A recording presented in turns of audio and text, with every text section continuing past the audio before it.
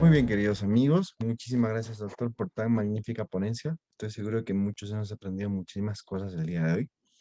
Y pasemos a la última ponencia de la noche, una ponencia que está bastante bonita a cargo del doctor Alberto Valareso.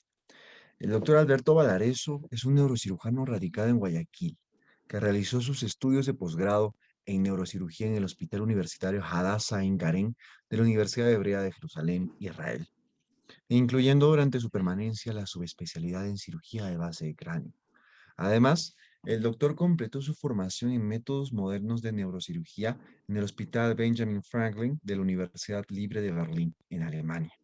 La principal área de intereses del doctor Valareso es la cirugía de tumores cerebrales, fundamentalmente en gliomas, hipófisis, neurinomas, meningiomas y tumores de base de cráneo, incluyendo también los procedimientos quirúrgicos mínimos invasivos.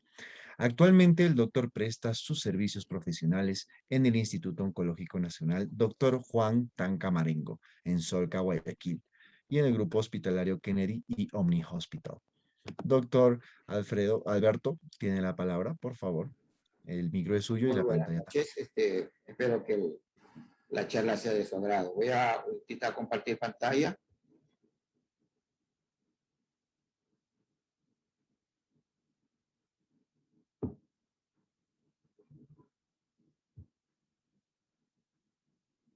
¿Sí ven?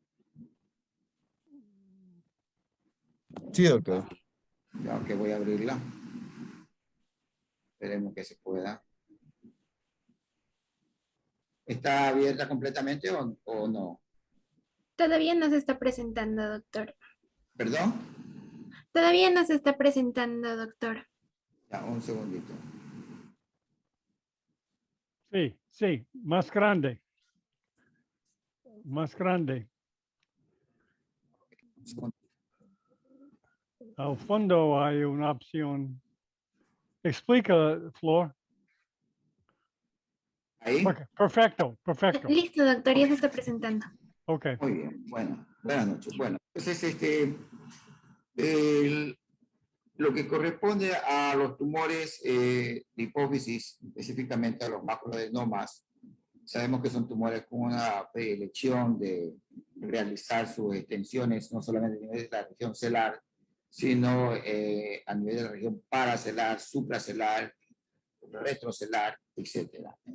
He querido presentar esta primera clasificación que no tiene ninguna relación con el tema, con respecto a la clasificación de tumores de la pared lateral del seno cavernoso, en la que ustedes pueden ver un seno coronal del seno cavernoso, tumores en la porción intracavernosa que de pronto son los que forman parte del componente de extensión de estos macroadenomas, y estos tipos de tumores que son los intradurales que realmente corresponde a la pared lateral, como es el caso de los schwannomas, como uno de los ejemplos. Nada que ver con la clasificación que realmente vino a cambiar este tipo de tumores, que es la clasificación de SNOP, en la que ustedes pueden ver claramente en el grado 0 la presencia un microadenoma o macroadenoma, pero dentro de la glándula pituitaria.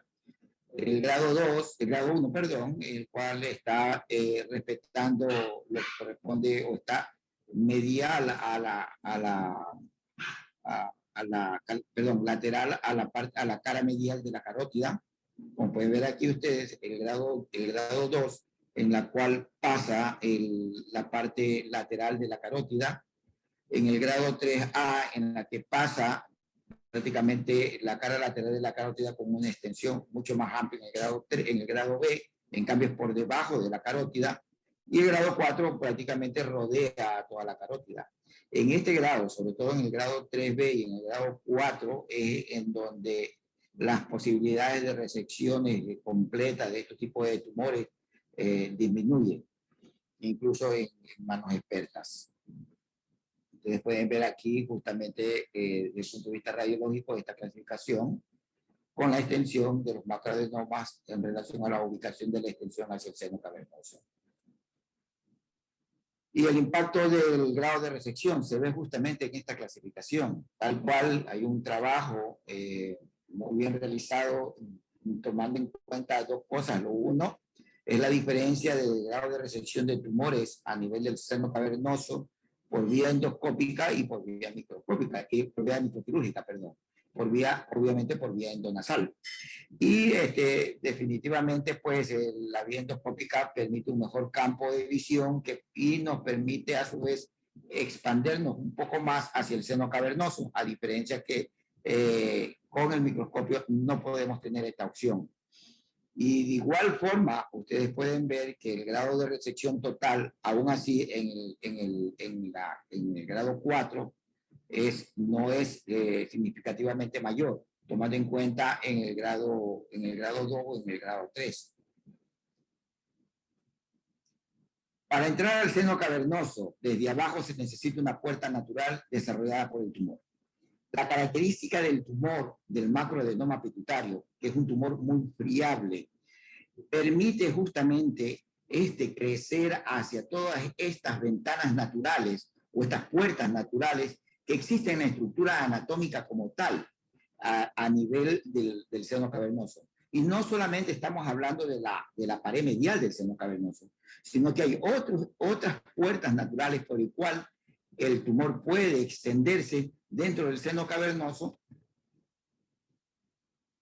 Y de eso tenemos justamente que las características son tumores suaves y friables. La mayoría de los casos no son agresivos ni invasivos. A menudo crecen a través de efectos durales naturales de la pared medial del seno cavernoso, aunque también puede extenderse a través de otras puertas naturales. Y el tumor en sí mismo crea la puerta para entrar al seno cavernoso. Por eso es uno de los tumores en el cual el neurocirujano que se dedica a este tipo de procedimientos endoscópicos tiene una mayor oportunidad de poder retirar este tipo de tumor. El macroadenoma nos permite eso. Siempre y cuando nos permite, tenemos que tratar de hacer una mayor extensión de la resección justamente de estos tumores. Y Fernando Miranda también pues hizo una clasificación muy interesante con respecto a hasta dónde podemos nosotros, previo a la cirugía, considerar la posibilidad de resección. Y él tomó en cuenta 3 parámetros. El uno es lo que corresponde a la extensión en sentido supracelular o infracelular. El otro es justamente la extensión del grado 3 y el grado 4. Y el otro es lo que corresponde a las extensiones nodulares. Entonces, estos 3 parámetros han permitido dar una clasificación y considerar probablemente hasta qué punto podemos realmente nosotros hacer una resección total del tumor. Aquí tenemos una imagen muy característica con un macroadenoma pituitario prequirúrgico, con una extensión infracelular, celular, supracelular, con un compromiso medial lateral medial, perdón, del seno cavernoso, que está la arteria carótida interna intracavernosa, y su compromiso intracavernoso, y la extensión nodular, que la podemos ver aquí. Y este es después de la resección, en la cual podemos ver una resección casi total con una ligera lesión parcial en la zona justamente nodular. Hablemos un poco con respecto a la parte de la anatomía, porque es muy importante estos defectos durales que podemos tener nosotros aquí. Perdón, defectos óseos o los obstáculos óseos que podemos tener.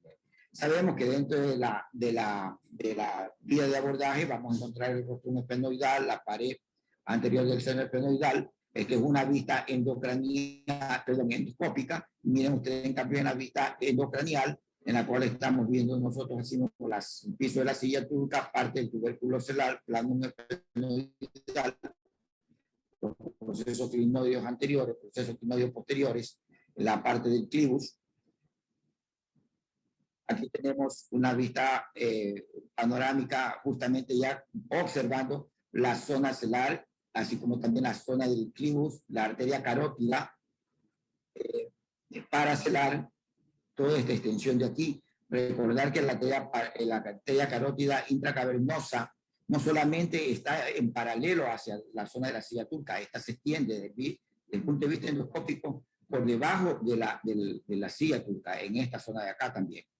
Tenemos aquí los recesos óptico-carotidios laterales, recesos óptico-carotidios mediales, tenemos lo que corresponde a la parte de las estructuras óseas de las prominencias ópticas o de los canales ópticos, Y tenemos la zona del clivus. Un detalle muy importante, no todos pueden tener identificación de lo que corresponde a la arteria carótida como microdoppler o indociamina verde, pero los elementos anatómicos referenciales es muy importante para deducir o para más o menos tener una referencia que nos indique en la zona en que está la arteria carótida. Y pueden ver ustedes en este caso, estos son tabiques interesfenoidales laterales, en la que justamente coincide en esta zona de aquí lo que corresponde a la parte de la arteria carótida, así como también esta zona de acá. Entonces siempre cuando vamos por vía endoscópica y no tenemos estos elementos como el Doppler o la endosemina verde para poder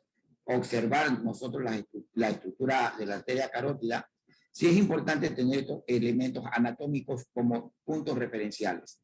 La anatomía o el conocimiento del trayecto de la carótida es muy importante. Aquí tenemos ya posterior a haber realizado lo que corresponde a la parte del drilado en la zona celar, tenemos la zona paracelar del seno cavernoso, tenemos también parte aquí del segmento paraclival que conforma parte también del segmento de carotidio intracavernoso. Esta es la parte del piso celar más anterior en lo que corresponde realmente a la parte del dorsum, en la parte acá posterior, que no se lo observa obviamente porque habría que desplazar a la glándula pituitaria. Aquí podemos ver después del retiro de la dura madre, perdón, retiro de óseo, las estructuras antes mencionadas. Seguimos, este es lo que justamente les estaba comentando, la referencia anatómica de tabique, que las variantes de los tabiques esfenoidales son muchas, incluso pueden llegar hasta 10 aproximadamente, pero siempre hay que tomar muy en cuenta estas variantes anatómicas bajo una valoración radiológica muy precisa con una tomografía de senos paranasales para ver justamente las variantes anatómicas de estos tabiques, que con ayuda del neuronavegador nos va a permitir identificar de manera temprana justamente la ubicación. Y este es el caso en la región celar, la región paracelar, donde se encuentra justamente el área del seno cavernoso de un lado, de otro lado, miren ustedes esta otra vez aquí el tabique interefenoidal, accesorio de un lado y del otro lado, y obviamente al retirar podemos ver la zona de celar y esta es la zona del seno cavernoso. Esto es otra vista endoscópica en lo que respecta justamente al encontrar las estructuras del seno cavernoso. Tómese muy en cuenta de que, como hablábamos, no solamente está en la región celular, sino también en la región paraclival superior. Aquí se encuentra la arteria carótida, dentro del seno cavernoso, en esta zona de aquí. Pueden ustedes observar aquí elementos anatómicos, como el sexto par, estructuras venosas. Acá, en cambio, es una vista intracraneal, en la que ustedes pueden ver la dura madre sobre la zona celar, sobre el seno cavernoso, elementos anatómicos como el tercer par craneal en el trígono oculomotor, el ligamento petoclinoideo anterior, que luego vamos a seguir comentando, ¿no? Es una vista panorámica y ya haciendo la apertura dural con la vista endoscópica, otra vez una exquisita disección anatómica del grupo de Pittsburgh, en la cual ustedes pueden ver aquí justamente la zona del área del seno cavernoso. Si ustedes se dan cuenta, esta es la zona celar, pero tenemos parte de la arteria carótida en la región paracrival también, en esta zona de acá. Pues aquí podemos ver, correspondería a la área paraclinoidea, el anillo distal, el anillo proximal, lo que corresponde a la región de la dura madre de la hipófisis, el clivus, la dura madre lo que corresponde a la zona del clivus. Seguimos viendo acá el sexto par. Acá, en cambio, una vista endocranial microquirúrgica. De igual forma, el nervio óptico, dura madre del canal óptico, vemos el área clinoidea, vemos el oculomotor, vemos la arteria carótida supraclinoidea, vemos el ganglio de Gassel con sus diferentes ramas, su raíz. Es la diferencia microanatómica endoscópica y endonasal. defectos durales naturales. Me pareció importante esto con respecto a lo que hemos hablado, del comportamiento de los macroadenomas, de poder entrar fácilmente al seno cavernoso a través de estos defectos durales. Y vamos a hacerlo de una manera didáctica dependiendo de las paredes. Así tenemos la pared lateral. Podemos nosotros observar aquí en la pared lateral cuáles son estos defectos durales que todos los conocemos, que justamente son las áreas de los triángulos, que se encuentran de acuerdo a los elementos anatómicos que tenemos en la pared. Tenemos esta la dura madre, y aquí reflejada, lo que corresponde a la membrana superficial, la membrana profunda en la pared lateral. Ustedes pueden ver aquí el trayecto del lóculo motor, y podemos ver acá tejido conectivo que separa justamente estas estructuras nerviosas, como es el lóculo motor, como es el nervio tropial, como es B2, perdón, B1, como es B2. Entonces, entre estos sitios, que son los triángulos paracelares, son elementos o ventanas naturales en la cual el tumor puede extenderse fácilmente. Tómese en cuenta que siempre va a mantener el respeto de no atravesar la membrana superficial de la pared lateral, pero sí se va a extender dentro del campo de la pared lateral sin extenderse extraduralmente. Entonces aquí podemos ver otra vez nosotros los triángulos y estos defectos durales. Pared superior, el mismo concepto. Asimismo, membrana profunda, membrana superficial. Y esto es muy importante con respecto a una forma de extensión del macroadenoma, y es a través de la cisterna del óculo motor. La visión endoscópica por el compartimiento venoso medial generalmente es de medial hacia lateral, y podemos ver nosotros incluso en el abordaje, en estos abordajes, el nervio oculomotor, tal cual es el único nervio que en la vía paracarotidia o corredor paracarotidio lateral o paracarotidio medial, es el único nervio oculomotor que podríamos verlo por vía endoscópica. Aquí tenemos un esquema justamente descriptivo de la extensión de lo que corresponde al macroadenoma en esta a nivel extradural, a través de la cisterna del oculomotor. Aquí podemos ver la deficiencia del poro dural que corresponde al oculomotor en el triángulo oculomotor de la pared superior. De aquí, con una mayor esfuerzo visual, podemos ver nosotros el poro dural y la conexión que ésta tiene con las estructuras venosas del seno cavernoso. Por ello es que a través de este foramen puede extenderse el tumor a nivel intracraneal. La pared posterior igual es una pared métrica prácticamente, que está compuesta por el área del clivo, la área o petroclival que llamamos nosotros. Realmente el considerar a toda esta estructura como pared posterior del seno cavernoso es bastante atrevido decirlo, pero con este tipo de limitaciones podríamos considerar que coincide la zona justa de la pared posterior del seno cavernoso. Es una línea que une del proceso clinoideo posterior hacia el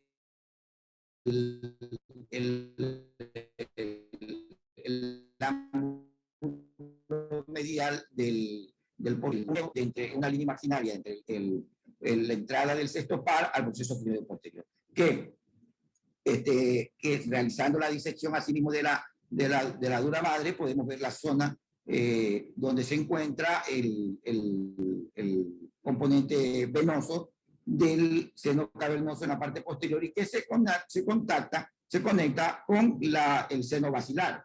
Si nosotros sacamos todas estas estructuras venosas de aquí, podemos ver un elemento anatómico como el ligamento de Gruber, el sexto par por debajo, que esto aquí corresponde al canal de Dorrego, y la entrada del mismo por la pared posterior del seno cavernoso del sexto par, para ubicarse lateralmente a la carótida. Una visión lateral en el libro de Vinco Dolen, justamente en la que se ve todas estas estructuras venosas que contactan. Entonces, a través de esto puede extenderse el tumor posteriormente. Medialmente, igual, es importante tomar en cuenta que la pared medial del seno cavernoso tiene un componente membranoso que corresponde justamente a la parte lateral de la glándula pituitaria y un componente endostial, retirando ya la carótida, que corresponde al canal carotídeo. Y observen esto, que esto es muy importante, que son los senos intracavernosos. Es probable que a través de los senos intracavernosos, cuando se produce la extensión del tumor, es que el tumor se extiende bilateralmente, de un lado y del otro lado también. Aquí tenemos el tronco meningohipofisiario.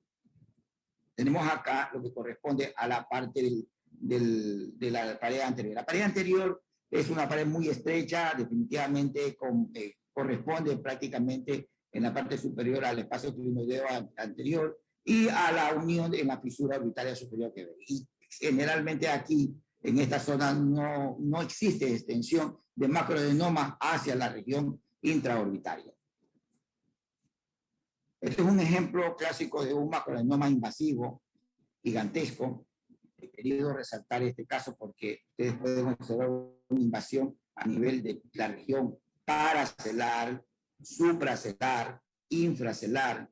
Y las flechas rojas indican la dura madre, la pared lateral del seno cavernoso. Es decir, se infiltra, pero viene y respeta, no se extiende a través de esto. Asimismo, la dura madre en lo que corresponde a la zona del clivus. Y miren la arteria carótida dentro de lo que corresponde al seno cavernoso. Un video rápido, vamos a tratar de presentarlo, en este caso de otro macroadenoma.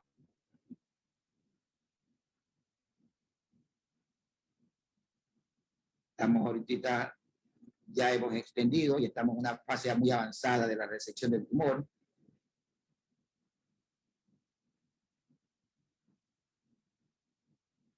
Perdón. Vamos a tratar de ver si lo repetimos.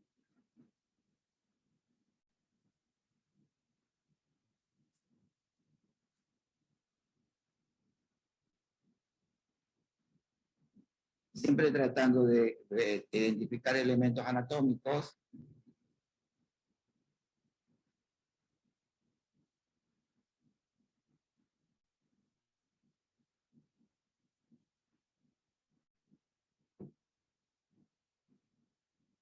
Podemos ver acá la región del plano esfenoidal, la región del plano esfenoidal. Acá estamos dentro del seno cavernoso.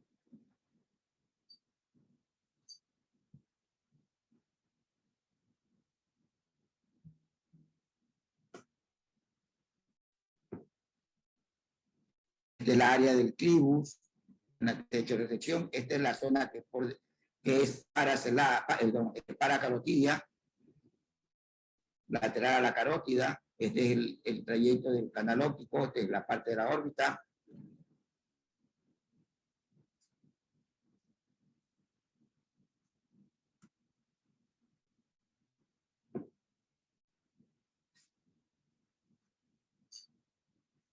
Zona del seno cavernoso, la parte de la carótida.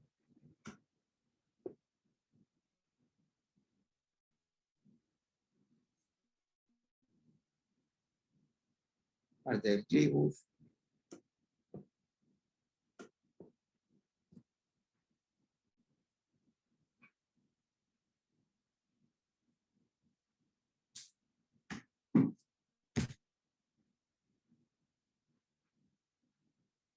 Hemos extendido una resección prácticamente de la área superior o anterior, sería de la silla turca, el clivus y la región paracelar. Aquí podemos ver en el caso las imágenes del neuronavegador, la extensión del tumor lateralmente. Esto es el macroadenoma invasivo posterior a la cirugía, el control postoperatorio, la extensión supracelular, ustedes ven acá, con la extensión del clivus, acá después de la resección. Podemos ver acá, en cortes axiales, la invasión lateralmente en las regiones paracelares, paracelar, la arteria carótida, posterior a la cirugía. Esta es la arteria carótida interna en su porción intrapetrosa. Miren hasta dónde llegó la extensión a nivel anterior del clivus. Esto es mucho más alto, más arriba. La extensión supracelular, antes y el después de la cirugía. La extensión supracelular y del seno cavernoso, el antes y después de la cirugía. Hubo una resección casi completa, una pequeña parte del seno cavernoso en el compartimiento posterior, nos quedó un tumor residual. Cuando hablamos nosotros de la exposición de la técnica quirúrgica y no hay una invasión al seno cavernoso, generalmente no hay extensión del seno cavernoso, la exposición es estándar del piso celular, no es necesaria movilización de la arteria carótida interna y el abordaje endoscópico endonasal estándar. Hay algo que es muy importante. Cuando uno tiene una resonancia magnética de hipófisis, hay que tratar de definir de forma clara si realmente estamos hablando que el macroadenoma desplaza la pared medial del seno cavernoso o si la invade. Porque en muchas ocasiones podemos confundirnos y creer que hay invasión del seno cavernoso cuando realmente lo que hay es simplemente desplazamiento. Tenemos que si ya la extensión es paracelular, una amplia exposición del piso de la silla turca, poner y movilizar la arteria carótida para dar acceso al tumor en el espacio paracelular. Y el abordaje obviamente es más extendido, prácticamente transpterigoideo, y el neuronavegador nos apoya mucho aquí también con respecto a las referencias anatómicas para la extensión de este abordaje. Durante el procedimiento quirúrgico nosotros tenemos como parte del protocolo el monitoreo de los pares craneales a nivel del seno cavernoso y cuando hay un compromiso o compresión del tronco cerebral, incluso potenciales bocados somatosensoriales. Son más utilizados en los casos de los cordomas de tubo, pero también en algunas ocasiones los sabemos utilizar. Cuando hay un compromiso visual, en pacientes con compromiso visual, también utilizamos nosotros lo que corresponde a los potenciales evocados visuales como parte de protocolo para este tipo de cirugías, cuando existe compromiso visual. Podemos ver. Siempre tratamos de integrar al neuronavegador los elementos instrumentales como son el endoscopio y el trépano. Y aquí la clasificación que estamos viendo que se utiliza es, y como de una forma muy sencilla, está en relación a la disposición de la arteria carótida interna dentro del seno cavernoso, medial a la carótida o lateral a la carótida. Si hablamos medialmente, sería esta la zona de aquí, sería medial a la carótida. Y si es lateral a la carótida, sería esta zona de acá, que correspondería a elementos anatómicos del sexto par. Vemos B1, vemos B2 también, el oculomotor, como nuevamente les repito.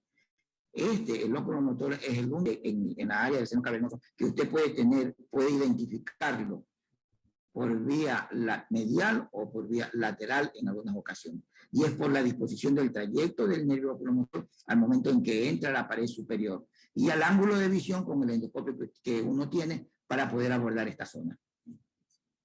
Aquí se puede ver una imagen bien clara de la área celular, la pared medial, la vía lateral a la carótida. Y su referencia anatómica, como pueden ver ustedes acá. La carótida es uno de los elementos anatómicos de mayor temor para los neurocirujanos que hacemos endoscopía. La posibilidad de una ruptura de la carótida se puede dar y esperemos que eso nunca nos pase, pero puede ocurrir. Y siempre es importante que dentro de la investigación preoperatoria se haga una angio-TAT o una angioresonancia. Medir la distancia entre la carótida y la región cerebral o paraclival es importantísimo. Y aquí ustedes pueden observar por dar un ejemplo, en línea media, la carótida de la dimensión bicarotidia, que sería esta, es de 19.53 más o menos 8.22. Es decir, estamos hablando de más o menos unos 2 centímetros hasta un poco menos. Pues a nivel de la región del diafragma celular o cerca o la parte más superior de la área provinciaria, en cambio la carótida disminuye la distancia en el elemento carotidio. Igual en la parte inferior también disminuye. De igual forma también la separación para el abordaje medial, en el abordaje medial, aunque todos estos elementos, estos espacios generalmente están ocupados por el tumor, pero igual es importante tomar en cuenta estas diferencias, estas medidas. Y vemos nosotros que entre la glándula hipoficiaria y la parte medial, la pared medial de la carótida, tenemos nosotros que es entre 3.63 a 4.43 en el lado derecho y de 3.98 más o menos 4.40 milímetros, en el lado izquierdo.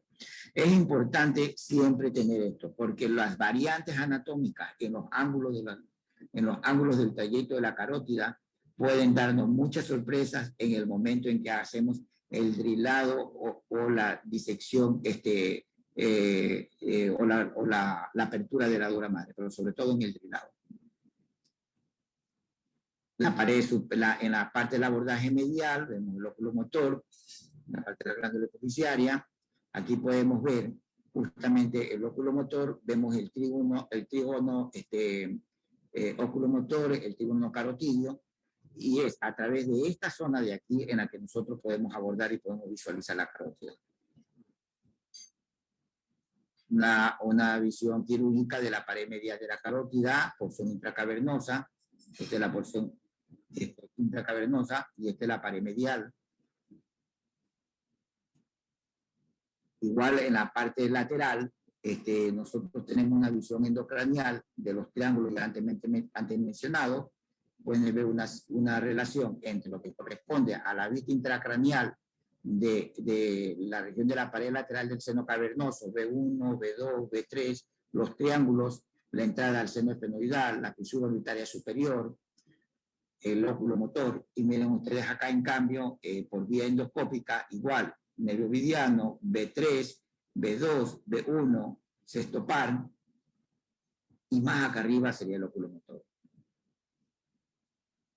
Y prácticamente, si vemos nosotros una vista intracraneal y vemos una vista endoscópica, nos hacen un verdadero un pentágono, un área o un pentágono, en la cual se puede ver justamente las zonas de área quirúrgica, tanto por vía endocraneal como por vía endoscópica para carotidia o lateral a la carótida o corredor lateral a la carótida. Antes de llegar a esa exposición antes mencionada, tenemos que identificar anatómicamente este elemento que corresponde a la área donde está el receso lateral del seno esfenoidal, que es el área a que nosotros vamos a drilar para poder llegar justamente lateral a la carótida. Esta vía es una vía también de acceso para tumores que se encuentran a nivel de la zona trigoidea o la zona infratemporal, incluso aparte de la punta del peñasco. Aquí es una visión general del área de resección del tumor en la zona celular. Aquí tenemos lo que corresponde a la dura madre de los nervios ópticos lateralmente de un lado y del otro lado. Esto corresponde a la cinta olfatoria, la extensión de la resección del tumor en la zona supracelular, la zona celular, la zona clival que corresponde a esto. Esta es la zona del seno cavernoso de un lado y esto es la zona de resección paracelular de lo que corresponde al receso. Si nosotros tomamos en cuenta y desplazamos, podemos observar esta zona. Esto correspondería a la carótida y esto correspondería a la zona lateral a la carótida, resección del tumor. Acá otro esquema, igual, zona celular, zona del seno cavernoso. resección de la región celular y resección del tumor a nivel del seno cavernoso con la estructura asimismo lateral a la carótida, en la que se ve justamente la arteria carótida. Ahora hablemos de los compartimientos venosos. Yo creo que esto es importante porque en base a esos compartimientos nosotros, desde el punto de vista endoscópico, direccionamos también nuestras resecciones. Y así tenemos, por ejemplo, que hay 4 compartimientos. Tenemos un primer compartimiento que corresponde a la área triangular, que es el compartimiento superior o medial, que correspondería a esta zona de aquí. Esto correspondería al compartimiento, el tetraedro correspondería al compartimiento venoso inferior o anterior, y en lo que corresponde al cuadrado correspondería al compartimiento venoso posterior, y medial a la carótida que correspondería al compartimiento lateral. Aquí cada uno con sus estrellas. Este sería posterior, este es el medial, este correspondería al inferior o anterior, y este correspondería al venoso superior o medial. Esta es la arteria carótida intracavernosa. Esto de aquí que ustedes ven son las arterias de McConney. Esto corresponde a la arteria del seno cavernoso inferior, el tronco meningo hipoficiario con sus ramas, porque probablemente este sea la hipoficiaria inferior. Aquí tenemos una vista superior justamente del compartimiento venoso superior. Pueden ustedes ver el ligamento carótico carotidio descrito por Fernando Miranda. A veces se suele confundir con la parte anterior del anillo medial del anillo proximal de la carótida. Los ligamentos paracelares descritos por Miranda también. El ligamento interclinoideo.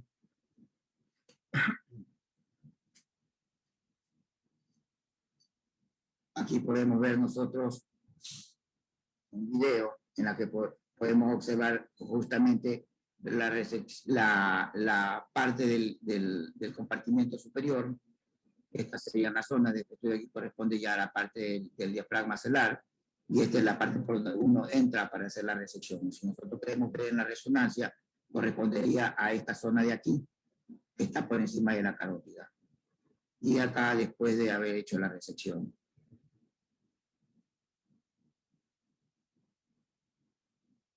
Este es lo que corresponde ya a la parte del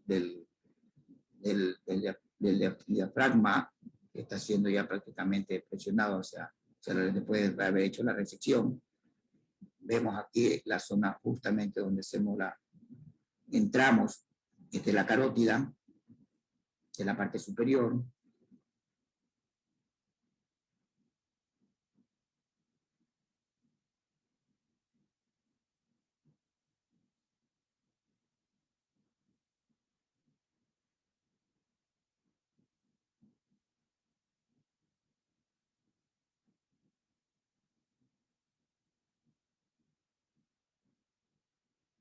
Vamos a, por tiempo, vamos a adelantar un poco.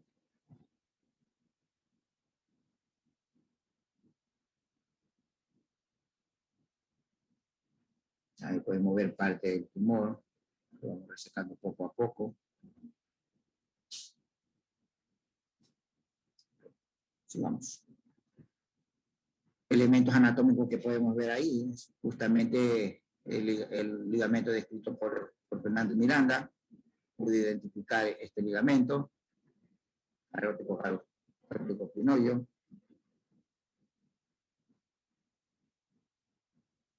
El compartimiento inferior, venoso inferior, justamente en esta zona donde ustedes ven, es una entrada entre B1, B2, la zona de aquí, y corresponde a esta zona de acá, en la que podemos ver. Ustedes pueden ver ahí el sexto par, aquí también lo ven igual al sexto par. Ven el compartimento venoso, ramas anastomosis de simpatéticos con el sexto par, que eso está descrito también. De igual forma,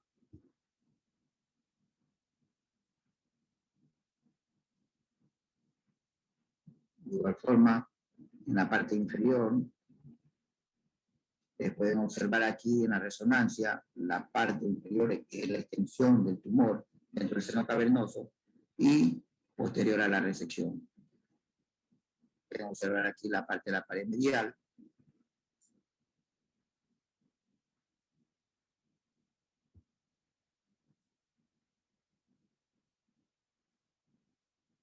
Y aquí podemos ver la pared medial en esta zona de aquí que ustedes ven.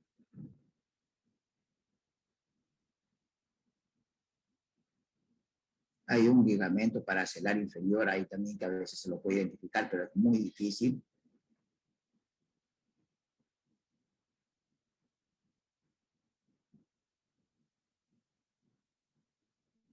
Ahí podemos observar, ¿no?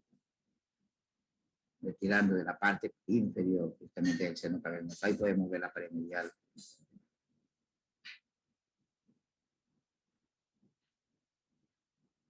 Y recuerden que esto de aquí es en el corredor medial. El corredor medial. Es decir, este compartimiento venoso lo ubicamos en el corredor medial a la carótida.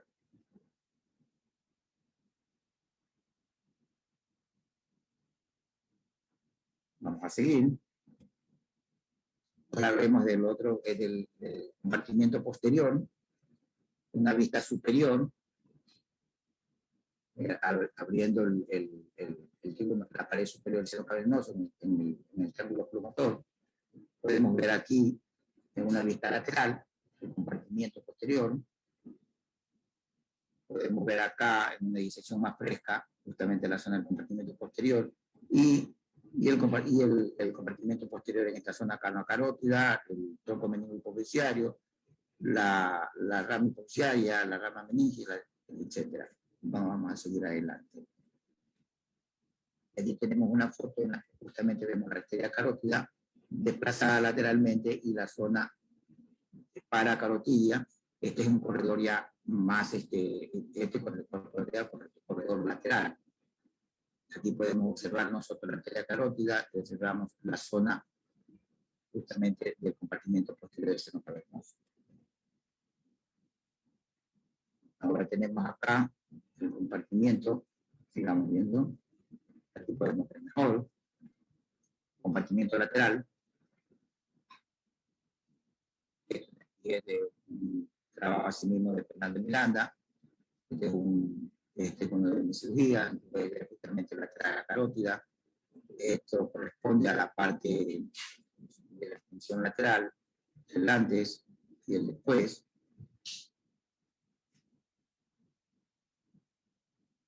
Vamos a hacer un poco rápido porque es una cirugía un poco larga, no está completamente. Vamos a tratar de llegar a la zona que nos interesa.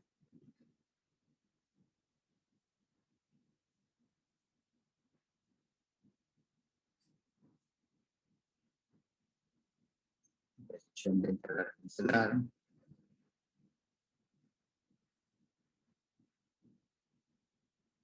Sangrado suele ser controlado con hemostáticos. Nos dificulta mucho si no hacemos una buena irrigación.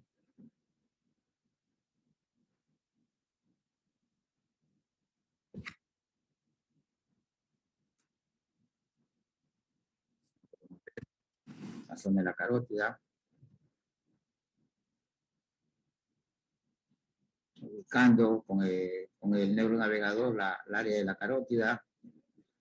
No tenemos hidrocianina verde, no tenemos Doppler, estamos ya por adquirirlo, pero hacemos lo mejor posible con estos casos.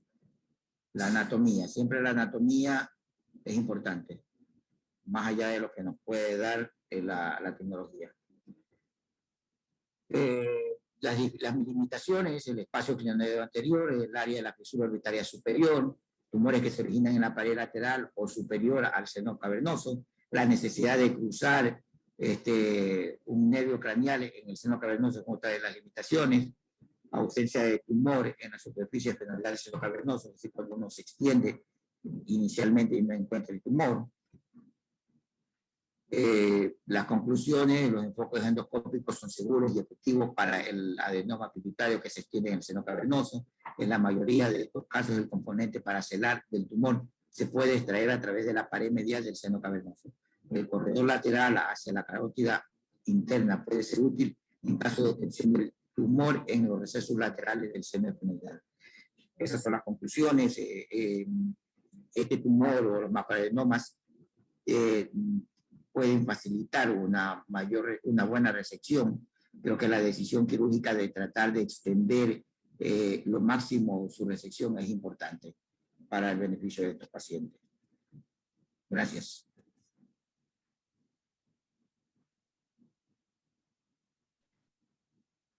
Muchas gracias, doctor Alberto, por la ponencia del día de hoy. Estaba muy didáctica, muy comprensible y sobre todo con hartas imágenes, ¿no? Muchas gracias, doctor. Todos los tópicos y los puntos que ha tocado en su charla han estado muy claras y las imágenes casi igual a la realidad, como si estuviéramos viendo la cirugía, más los videos. Muchas gracias, doctor. Invitamos a todas las personas de la ponencia que participen preguntando, ya sea por el chat o pueden levantar la mano por el Zoom y se les va a dar la palabra.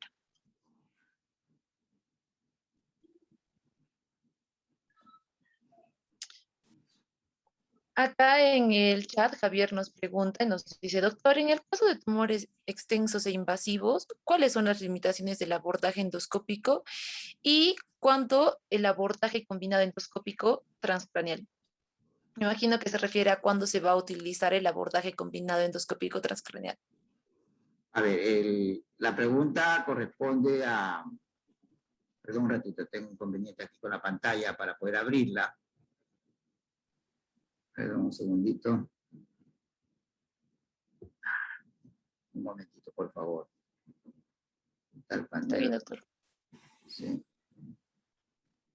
Quiero abrir la pantalla, pero no tengo, no sé cómo. Un segundito.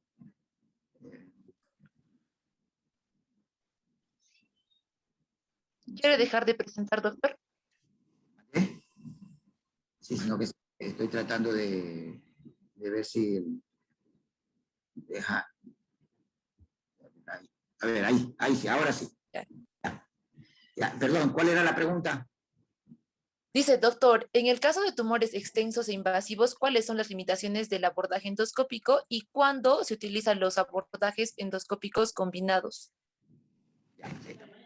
Macroadenoma o de los tumores invasivos de otro tipo, porque es el tumor, actualmente la mayoría de los casos, hablando de macroadenomas pituitarios, aún siendo tumores invasivos muy extensos y con la información justamente en esta charla, la tendencia va a ser realizar una resección vía endoscópica en lo posible, en lo que más se pueda, ¿no? Casos de macroadenomas pituitarios tan invasivos que pueden llegar al tercer ventrículo. Y en algunas ocasiones, a veces el abordaje endoscópico nos permite tener una buena resección. Pero hay ocasiones en que el abordaje combinado por vía endoscópica y por vía transcranial en un mismo estadio se puede dar. Sobre todo cuando la invasión del macroadenoma está a nivel subtemporal, ampliamente muy lateral a la parte paracelar, es decir, a la parte prácticamente subtemporal. En esos casos es preferible hacer un abordaje combinado en un solo tiempo o bien en primera instancia hacerlo endoscópico y en segunda fase hacerlo por vía transcranial. Ahora, hay otro caso, los casos de los macroadenomas invasivos, que no tienen esta extensión subtemporal, pero que tienen una extensión hacia el tercer ventrículo, no se debería descartar. Incluso hay un trabajo muy interesante de un abordaje que correspondería a un abordaje transcortical o digamos transventricular con neuroendopuerto para resecar la parte de la porción intraventricular y al mismo tiempo la vía endoscópica. Es un abordaje híbrido, que también hay 1 o 2 artículos por ahí nuevos que han salido, que se ven interesantes, no he tenido, del número de casos que yo he tenido de tumores de macroadenoma invasivos, la mayoría los he hecho por abordajes endoscópicos. Cuando me quedan tumores muy pequeños, yo los observo. Me quedan tumores residuales pequeños, yo los observo. Y si veo un mínimo crecimiento y las dimensiones son bastante pequeñas, habitualmente mando para Gamma Knife. Pero si vemos que son muy pequeños, se respeta y no crecen estos tumores, se los dejan más en observación. Es muy La diferente. misma persona no... Adelante, doctor, disculpe. Es muy diferente cuando hablamos otro tipo de tumores. Por ejemplo, el caso de los nasoangiofibroma que vienen, invaden el seno cavernoso y que nacen generalmente en la fosa infratemporal. Esos son tumores que son combinados generalmente por abordajes avanzados, órbitos cigomáticos malares, a veces combinados también con endoscópicos, porque también tenemos una casuística interesante en esos casos.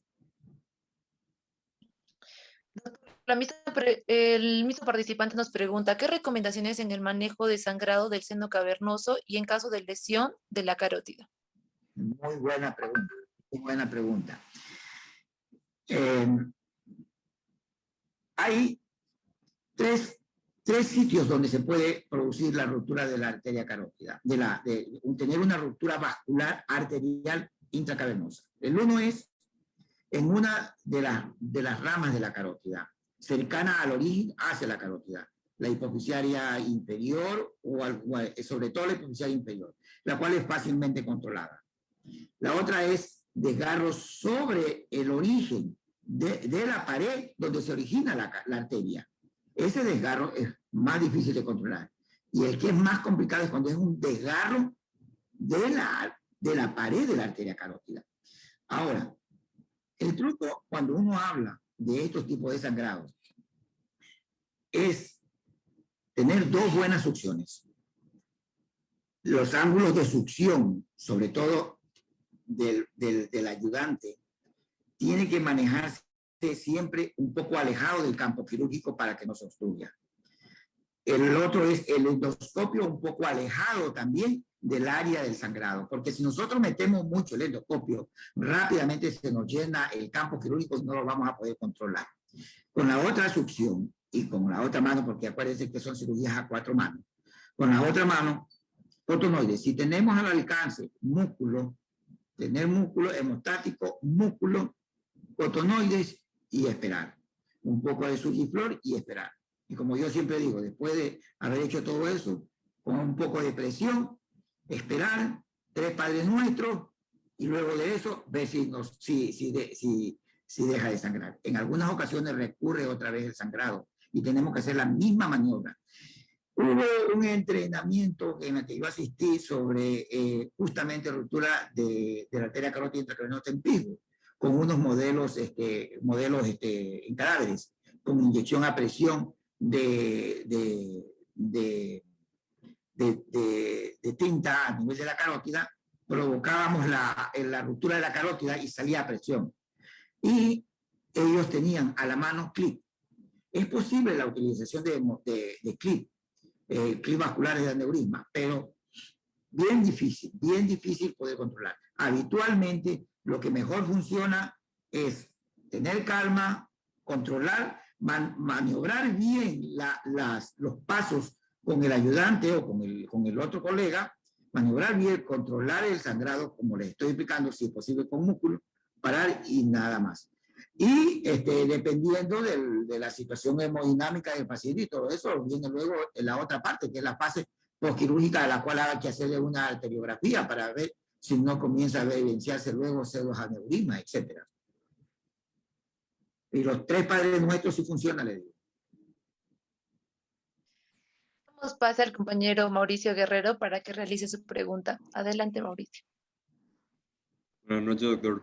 Primero que nada, muchísimas gracias por su excelente ponencia. Mi pregunta era la siguiente. Algo que yo, por lo menos las veces que le pude escuchar al doctor Fernández Miranda, fue que siempre hay que tener el neurocirujano tiene que tener una imaginación tridimensional. Y existe la posibilidad de que se lesione el nervio óptico por el calor del drill, mientras que se va resecando. Quería saber qué tanta podía ser esa posibilidad y cuál es su incidencia en la cirugía. Sí, bueno, no he tenido casos de compromiso de mayor dificultad visual posterior a este tipo de cirugía. Desde el punto de vista técnico, no he tenido problemas de lesión. Ahora, pero sí es muy importante el comentario que tú lo haces, sobre todo cuando uno hace los abordajes hacia la extensión del plano esfenoidal al craniofaringioma, en la que tú tienes que tener una mayor extensión de esta zona del canal óptico. Entonces, ahí, en estos hay mayor riesgo de que con el drilado, si no utilizas la presa adecuada, la temperatura, si no hay una buena irrigación, puedas tú perforar la dura madre.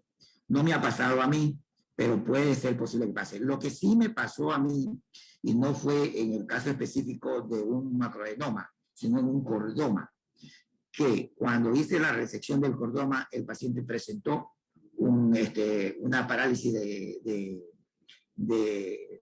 sexto par, y otro caso de un macroadenoma, una parálisis del óculo motor. Cuando sobre todo es el abordaje paracarotídeo, es decir, en el corredor lateral a la carótida. Ahí, en eso sí he tenido yo un caso de ectosis palpebral, y incluso hubo un caso en que yo, como rutina, después de toda la cirugía, le digo a mi residente, le digo, me le revisas las pupilas. Y yo ya estaba en casa y me dice el residente, doctor, tiene una pupila dilatada. Del mismo lado, ¿de qué lado? De tal lado. Hazle rápido una tomografía, porque igual no sabe lo que puede pasar. Le hace la tomografía, todo bien. Entonces, mi explicación es que la manipulación que uno hace, porque recuerda que este tipo de tumores, como los macroadenomas, tienen un sangrado continuo. Tú puedes irlos controlando. Vas succionando, pero no te dejan de sangrar. Ya ver ahí un flujo de sangre permanente que te molesta.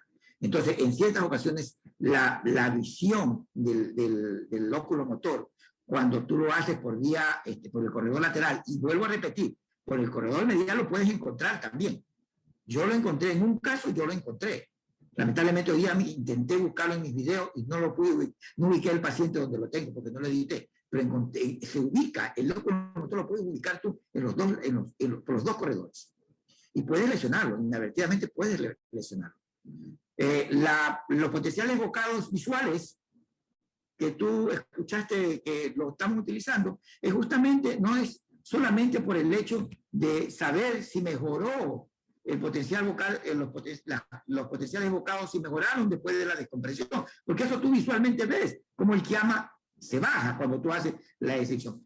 También sirve para esto, justamente lo que hablaba Fernando Miranda, la posibilidad de que ahí puedas hacer un daño y que pueda ser advertido por el neurofisiólogo. Muchísimas gracias, doctor, por su respuesta. Damos el pase a Natalie para que realice su pregunta. Adelante, Natalie.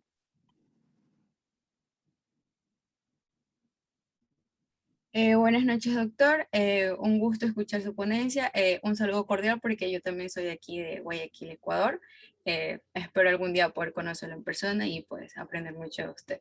Mi pregunta es, en el caso de pacientes con remanente luego de una resección esfenoidal, en caso de que no se logra el descenso de tumor, ya sea por diversos motivos, ¿qué abordaje usted usaría? Bueno, depende mucho del grado de tumor residual. Si el tumor residual es bastante significativo, no hay que descartar la posibilidad de reintervenir a este paciente para descomprimir, siempre y cuando la exposición del mismo sea factible. En caso de tumores residuales pequeños, como en el grado de la invasión, grado 4 o grado 3B, que son los que que hay menor porcentaje de resección, yo los observo. No hago absolutamente nada y los observo. Y he tenido casos de lesiones inactivas que se mantienen ahí sin necesidad de tener que ser ni intervenidos o enviados a hacer gamma knife. Entonces, mantendría yo una posición expectante. Si el tumor es bastante grande, habitualmente se lo reinterviene nuevamente. O si en el camino de ese crecimiento es muy avanzado, muy acelerado, preferible operarlo. Pero la toma de decisión está en relación a los controles posteriores. Y recordar algo muy importante. Cuando usted opera este tipo de tumores, la resonancia magnética inmediata no es la definitiva, por decirlo así. Yo la mando a hacer, pero la mando a hacer por más una condición de ver si se desplazó toda la extensión supracelular, más no para ver qué es lo que pasó a nivel paracelular. Pero si realmente quiero ver cuánto quedó de tumor, la resonancia posterior al tercer mes, al cuarto mes, es la que realmente me va a definir a mí cuánto quedó. Hay muchos artefactos quirúrgicos. Recuerden que ustedes cuando van a hacer el cierre del defecto dural, lo hace por múltiples capas. Grasa en algunas ocasiones, sustitutos de duras madres adheribles, fascia lata, el flap nasocectal, goma biológica. Entonces todo esto te da muchos artefactos. Entonces puedes tú tener la apreciación de tumor residual cuando realmente no lo hay. Y generalmente es en el tercer mes, cuarto mes de esa resonancia que realmente tú ves qué es lo que ha quedado.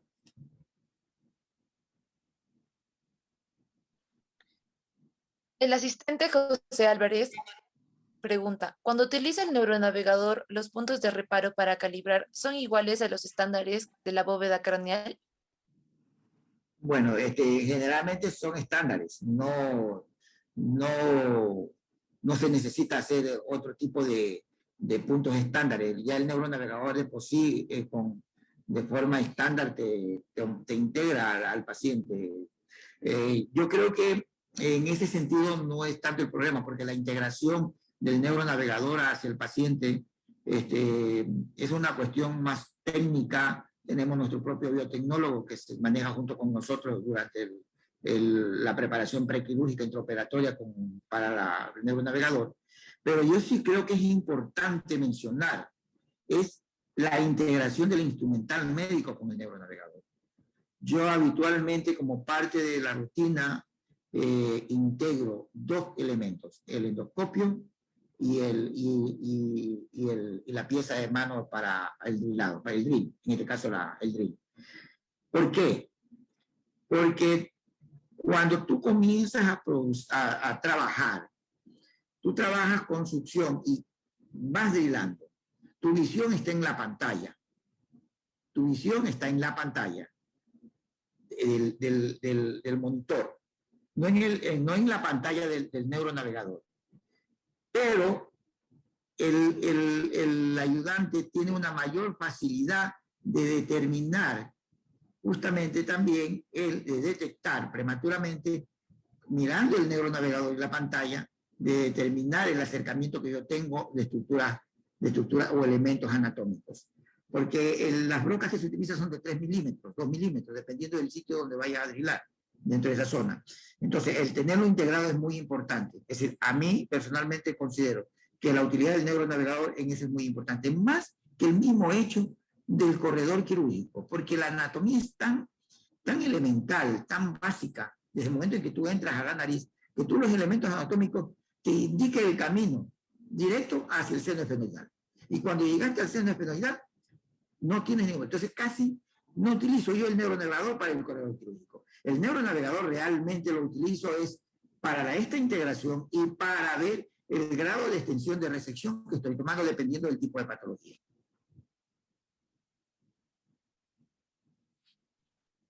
Gracias, doctor. Liliana pregunta, ¿cuáles serían los criterios que limitarían el abordaje endoscópico? ¿Cuáles son los criterios? ¿Qué limitarían el abordaje endoscópico? A ver, una sinusitis. Las valoraciones prequirúrgicas son muy importantes. Acuérdate que esto es una cirugía limpia contaminada, ¿ya? Pero si en la valoración del otorrino te indica a ti que hay una sinusitis o tienes antecedentes de sinusitis, mientras tú no manejes el proceso infeccioso, tú no puedes operarlo. Incluso dentro del protocolo, y esta pregunta agrego a lo que yo hago, cuando yo ya llego a la parte del seno esfenoidal, en el momento en que yo abrí el seno esfenoidal y saco la mucosa, yo saco la mucosa y a la mucosa yo la mando como protocolo a que vaya a cultivo. Que vaya a cultivo, igual que vaya a cultivo. O bien cúmulos de secreciones. Yo mando a cultivo eso. Y esos cultivos nos sirven posterior a la cirugía, en el caso que haya una infección, para poder relacionar de manera temprana qué tipo de antibiótico puede dar, si es que hay crecimiento, obviamente, en esa mucosa. Pero esa es una de las complicaciones básicas, ¿no? Que es el hecho de que haya sinusitis. La edad, hay trabajos muy interesantes de pacientes con macroadenoma de 70 años, 75 años, que se benefician con macroadenomas con cuadros clínicos visuales o con algún otro tipo de parámetros neurológicos que justifiquen realizar una resección. Y se puede hacer unas buenas resecciones, pero siempre y cuando también tomar en cuenta que el objetivo es hacer una citorreducción máxima para mejorar la calidad de vida de este paciente, no con el afán de ir a hacer una máxima resección como lo haces en un paciente más joven, pero sí está indicado en estos casos también, la edad no es una contraindicación, esa es otra cosa muy importante también. Y doctor, una ¿Perdón? consulta, en caso de pacientes, una consulta, en caso de pacientes con tabique desviado, ¿sería una contraindicación también? El tabique desviado, los espolones nasales que hay, te dan una dificultad en el abordaje, pero no es una contraindicación. Lo que puede suceder con estos espolones nasales o estas tabiques desviadas es que te dificulten un poco la elaboración del flap nasocectal. Cuando yo tengo estos casos, porque lo que yo hago es irme del otro lado a hacer el flap nasocectal, para de esa manera disminuir el riesgo de perforar el flap, porque el espolón, al momento que tú disecas, se te puede perforar la mucosa. Entonces el flap te puede salir perforado. Entonces yo, cuando tengo estos espolones o estos tabiques desviados, yo, sobre todo los espolones, no tanto los tabiques desviados, yo prefiero hacer el flap del otro lado. Pero no hay contraindicación. Eso no hay ninguna contraindicación. Ya, doctor, muchas gracias. José Aviares pregunta, ¿considera útil el ultrasonido trasoperatorio para identificar las carótidas e igualmente los márgenes tumorales? Es una excelente pregunta y comenté al principio. Los elementos o el conocimiento anatómico es importante. La ayuda tecnológica se agrega a ello. El microdoppler es importante y es utilizado en todos los centros neurológicos que hacen este tipo de cirugía. Lo hay. Nosotros no lo tenemos. La endocianina verde con espectro de luz de fluorescencia que llegue aproximadamente a 800 te permite identificar con la endocianina verde aquí el trayecto de las carótidas paracelares y te permite también ver la permeabilidad del flap nasocectal con la endocianina verde. ¿Qué es la endocianina verde? La pregunta. Es un producto fluorescente que por vía endovenosa se administra con la finalidad de que en el momento en que tú pones el endoscopio con fluorescencia, te identifica las carótidas, los elementos vasculares. Como las carótidas, también en lo que con respecto a la parte de la perfusión del pedículo vascular. Claudio Campos nos pregunta, ¿usted ha usado abordajes simultáneos endoscópicos transesfenoidales y transcraneales? ¿Qué opina de ellos? Sí, hemos utilizado, no en macroadenomas, en nasoangiofibromas gigantes. Tenemos una casuística muy interesante, incluso estamos por hacer una publicación del abordaje híbrido de transnasal endoscópico y un mínimo invasivo miniterional o transnasal endoscópico y un órbito cigomático, dependiendo del grado de invasión del nasoangiofibroma. Sí, lo hemos hecho y hemos realizado ese tipo de procedimiento clínico, pero en los nasoangiofibromas, sobre todo. Luz Aliam nos pregunta, ¿en el abordaje endoscópico se podría considerar como una limitación las extensiones laterales o afectaciones de estructuras vasculares? No lo entendí, perdón, otra vez. Dice, en el abordaje endoscópico se podría considerar como una limitación las extensiones laterales o la afectación de estructuras vasculares. A ver, estamos hablando de macroadenomas. En los macroadenomas hemos estado hablando de que las invasiones laterales son factibles de darlo. Puede hacerlas. Pero si hablamos de un meningioma del tribus, de un meningioma del tubérculo celular, en la cual se ve que compromete o envuelve a las estructuras vasculares, no está indicado el abordaje endoscópico. Es preferible hacerlo por vía transcranial.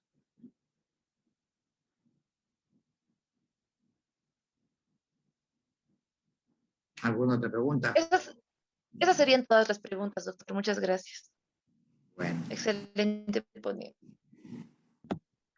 Excelente ponencia. Muchísimas gracias, querido doctor Alberto Rafael Valarezo. Ha sido sin duda una gran ponencia.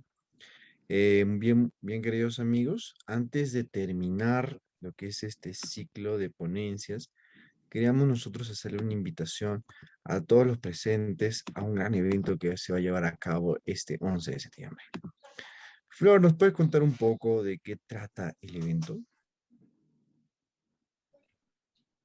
Chicos, los invitamos a un evento bastante especial que va a estar a cargo del doctor Víctor Hugo Pérez Pérez. En estos momentos vamos a intentar proyectarles el banner.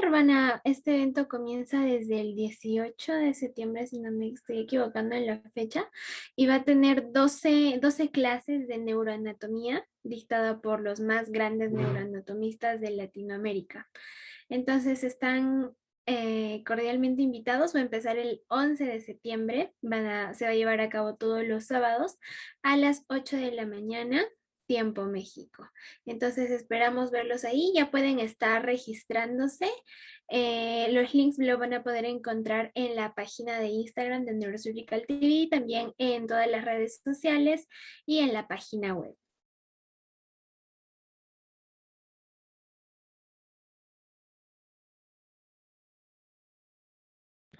Muchísimas gracias, Flor. Cristian, si nos puedes, por favor, ayudar.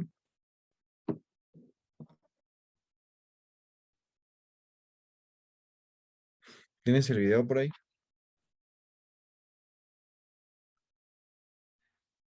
Sí, dame un minuto.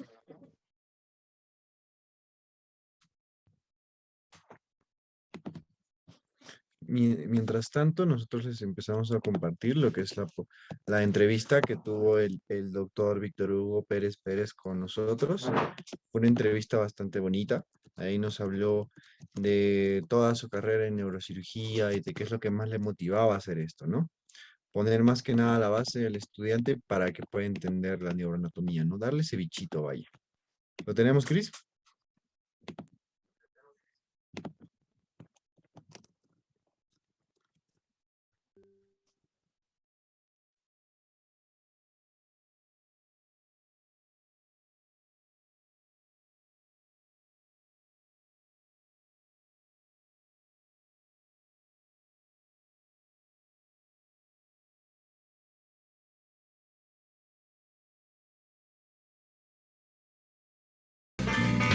Flor de María Ibáñez Loaiza, parte del equipo estudiantil de Neurosurgical TV, y los invitamos a todos al curso de Neuroanatomía para Latinoamérica, una serie a cargo del doctor Víctor Hugo Pérez Pérez, que es toda una autoridad en neurocirugía, no solo en Latinoamérica, sino en todo el mundo, y además de ser uno de los más grandes maestros en neuroanatomía. Esta serie empezará desde el 11 de septiembre a las 8 de la mañana, hora México, y serán 12 grandiosas clases. Esperamos que puedan unirse a este gran y bonito evento y podamos trabajar juntos.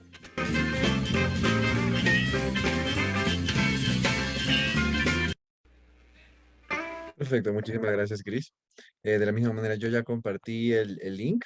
Esa entrevista básicamente fue para iniciar, para comentarles un poquito de lo que se planeaba hacer dentro de ese evento y esperamos verlos en futuro dentro del mismo, ¿no? Entonces, sin nada más que agregar, muchísimas gracias a los 3 doctores que han estado en la primera round del día de hoy, en la primera round también de parte del grupo, del equipo estudiantil de Neurosurgical TV. Les deseamos un feliz domingo o en lo que resta del domingo a todos ustedes, queridos amigos, queridos doctores, queridos profesionales que se encuentran detrás de la pantalla de Neurosurgical TV. Un abrazo enorme a todos. Nos vemos la siguiente oportunidad. Dios los bendiga. Hasta luego.